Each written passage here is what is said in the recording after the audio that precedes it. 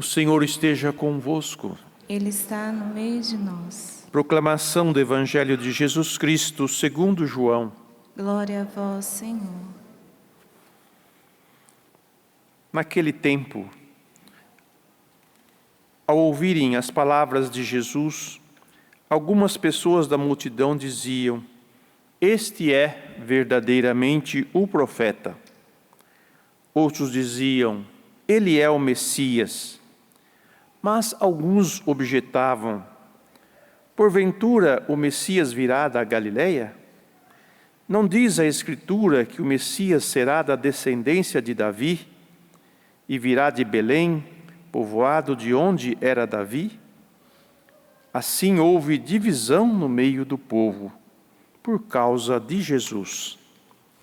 Alguns queriam prendê-lo, mas ninguém pôs as mãos nele. Então, os guardas do templo voltaram para os sumos sacerdotes e os fariseus, e estes lhes perguntaram: "Por que não o trouxestes?"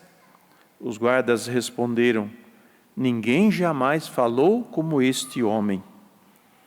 Então os fariseus disseram-lhes: "Também vós vos deixastes enganar?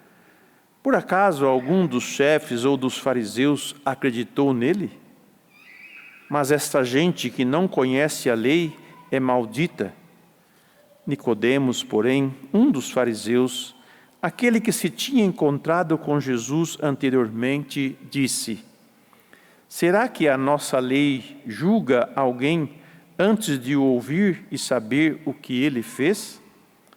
Eles responderam: Também tu és galileu porventura?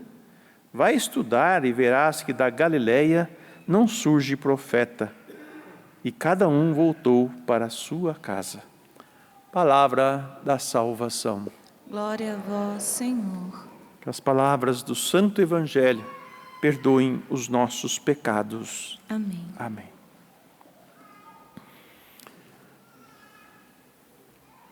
Nós poderíamos começar esta partilha com uma pergunta: quem é Jesus para você? Nós vivemos numa realidade de século 21, vamos dizer assim, no ano 2024, com o mundo virado de ponta cabeça, onde a comunicação é acessível a todos e em todo lugar, onde a gente ouve muitas coisas,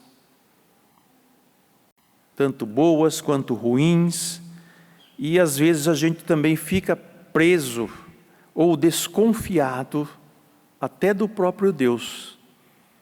Será que realmente é isso mesmo? Porque eles também tiveram essa dificuldade de identificar Jesus. Não porque eles não enxergassem quem era Ele. Eles sabiam quem era Ele, mas não aceitavam que Ele fosse daquele jeito.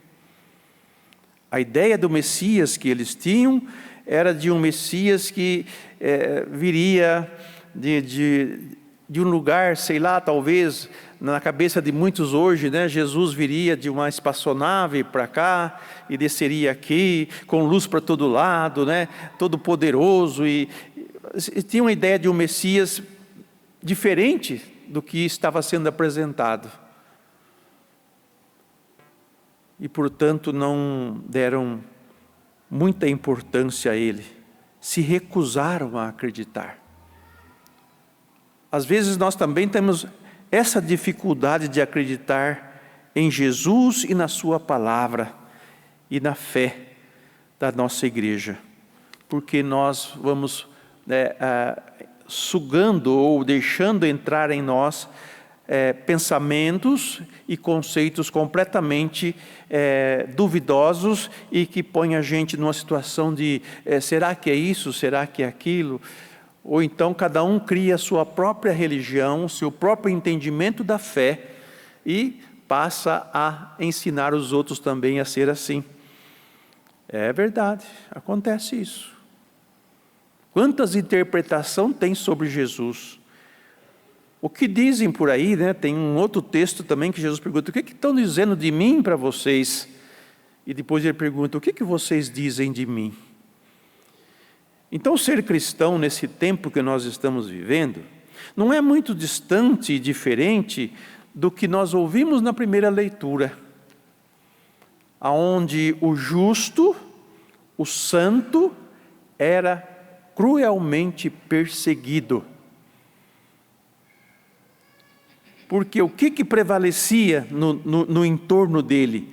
Prevalecia o infiel, ou o impiedoso, chamada palavra ímpio, né? É a abreviação de impiedoso. Havia aqueles que se cristalizaram na maldade, ou no modo de pensar liberal. Tudo é permitido, tudo pode, né? A cabeça da gente precisa abrir, a gente precisa conhecer outras situações, outros esquemas. E o homem se abriu tanto a sua mente para conhecer tantas coisas que ele ficou perdido no meio de tudo isso. Ele já não se acha mais. Ou então, ele acha que ele pode ser o que ele quiser. Ele pode ser um cavalo, pode ser um cachorro, pode ser, sei lá. Perdeu a sua identidade, tanto que ele abriu a cabeça, quer dizer, encheu de tanta coisa, que ele se perdeu. E perdeu também o foco em Deus. Perdeu a sua capacidade de se unir a Deus. E o justo, que é aquele que pratica a justiça, que busca viver na verdade, que faz as coisas certas, não causa prejuízo para ninguém, esse precisa ser eliminado, porque ele trabalha contra nós, ele não está pensando o que a gente está pensando. Então vamos ele se diz ser filho de Deus, vamos pôr ele à prova, vamos dificultar a vida dele.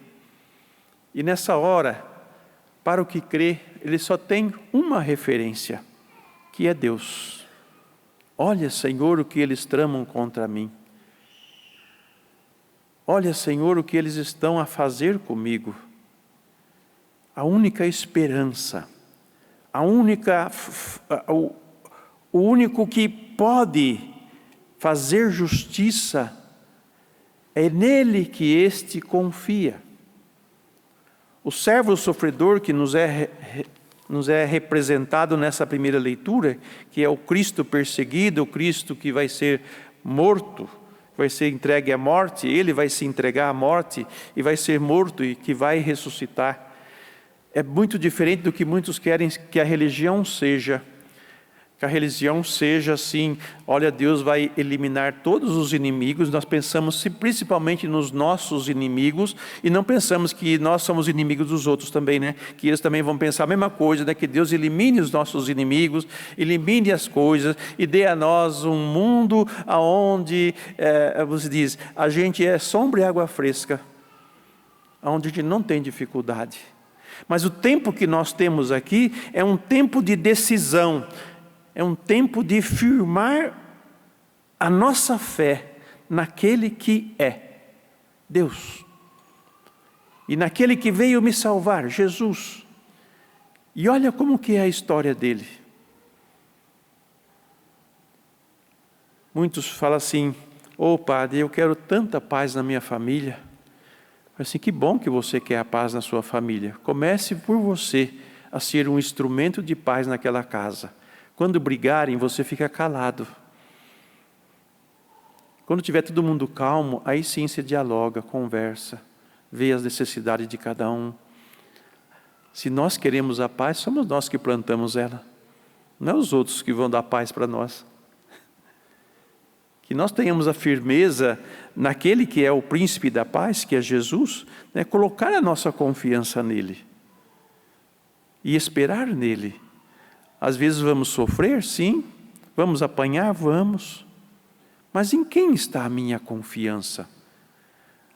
A minha confiança deve estar no Senhor, como Jesus, como profeta, confia no Senhor e põe nele a sua esperança, a sua segurança. E não teme o sofrimento e não teme a morte, porque sabe que Deus é justo, que Deus conhece o coração de cada um de nós. que Deus sabe as intenções e os movimentos que se fazem aqui dentro de nós. Não ficará oculto dele, nenhum de nós. E no dia do julgamento, Ele dará a cada um segundo as suas obras. Então o justo acredita nisso, confia nisso. Essa é a nossa esperança, que Deus vai fazer justiça, sim. Mas Ele não nos priva de passar por essa situação. Ele não tira a liberdade das pessoas. Ao contrário, Ele é parcimonioso, Ele tem paciência e dá tempo para o ímpio se converter. E nós estamos dentro desse processo. Por isso que quando somos perseguidos por causa da justiça, ou por causa da verdade, ou por causa do nosso seguimento de Jesus, não é que estamos no caminho errado, é que estamos no caminho certo. Se nós olharmos para os profetas, olharmos para Jesus, olharmos para os santos da nossa igreja, o quanto que eles sofreram, o quanto que eles enfrentaram dificuldades, você vai dizer, estou no caminho certo. Porque o que vai me salvar é a minha fé em Deus. Então, o Jesus que eu preciso ter dentro do meu coração, quem é esse Jesus? Que eles estavam discutindo, mas pode vir alguma coisa da Galileia? Diz que o Messias virá da cidade de Davi, será descendente de Davi, e etc. Então virá da cidade de Davi. Eles estavam presos em lugares, mas não estavam abertos a perceber nem Jesus, a própria pessoa do Deus que eles julgavam acreditar, de que Ele foi enviado da parte do Pai. Quanta dificuldade para acreditar. E os cristãos sabem quem é Jesus. E aí é bonito. Se você sabe quem é Jesus, da onde Ele veio, qual que é a origem dele, não é de uma cidadezinha de Nazaré, embora foi o lugar visível aonde Ele habitou depois do seu nascimento. Nós cristãos sabemos que Ele nasceu em Belém. Belém é a casa do pão, Bethlehem, casa do pão. Eu sou o pão vivo que desceu do céu. Eles não conseguem fazer essa conexão. E pode vir alguma coisa da Galileia, mas para dizer que não reconhecia que Ele vinha da parte de Deus. Então pega aquela cidadezinha que fala assim, essa cidade aqui, quem veio dessa cidade aqui é um nada lá, não é nem um ovo inteiro, né? É um ovo cortado no meio. Não tem significância nenhuma. Alguém para ser importante tem que vir de uma grande cidade, de uma grande metrópole, onde tem faculdades, tem indústrias, sabe? A gente pensa pequeno, a gente não pensa grande. Não olha para a pessoa, né? Tira a pessoa e olha para o lugar de onde a pessoa veio. É um conceito, uma avaliação. Então, eles colocavam dificuldade para acreditar em Jesus, porque eles estavam com a ideia fixa de que se não fosse do jeito que a lei dizia, e que a lei não está errada, ele veio da descendência de Davi, porque José era filho de Davi, e por isso ele é da descendência de Davi. Os cristãos sabem disso. E por saberem disso, eles não se enganam com qualquer outra proposta contrária sobre a origem de nosso Senhor e sobre a sua obra salvadora. Ele é o servo sofredor, que veio para nos salvar. E o momento dele já está chegando. Nós estamos nos aproximando.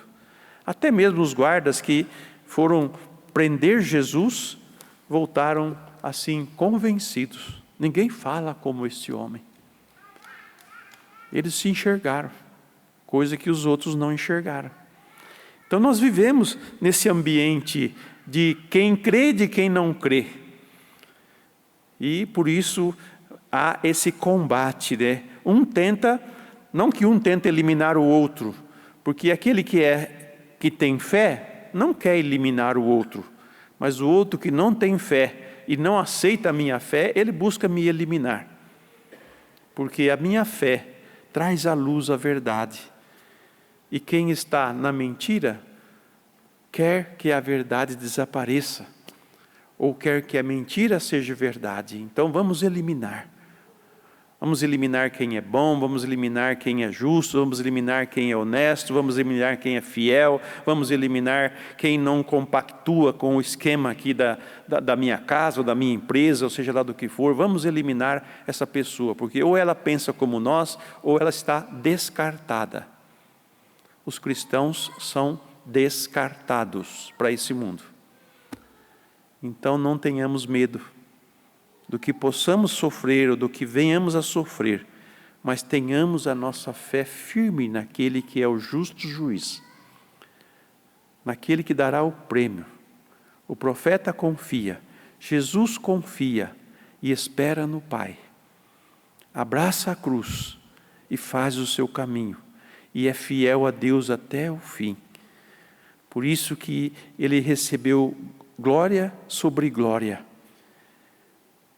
porque ele foi fiel até o fim. A esperança do justo é o juízo de Deus, é o prêmio que Deus vai dar no final. Então, firmemos a nossa fé em Jesus, estudemos, conheçamos mais profundamente a nossa fé, não fiquemos dando ouvido aos que as borboletas dizem, ou os que os vozes ocultas andam dizendo, mas escutemos aquele a quem nós devemos escutar, que é o nosso próprio Deus, e que assim nós possamos, como discípulos e como filhos e filhas do Pai muito amado, que nos ama muito, sermos verdadeiramente os seus filhos. E o salmo que nós ouvimos hoje é uma oração muito profunda e muito bonita. Senhor meu Deus, em vós procuro o meu refúgio. Qual é o meu refúgio? É Deus. Eu não sou alienado, eu não sou cabeça fechada, eu sou inteligente. E na minha inteligência eu escolho aquilo que vem da parte de Deus e que é bom. E que no final Ele dará o prêmio que me for merecido, por causa da minha fidelidade e da minha vida de justiça no meio desses homens todos. Que o Espírito Santo dê a cada um de nós esta graça, de cada dia mais firmarmos a nossa fé no verdadeiro Deus e no verdadeiro homem, Jesus Cristo, nosso Senhor.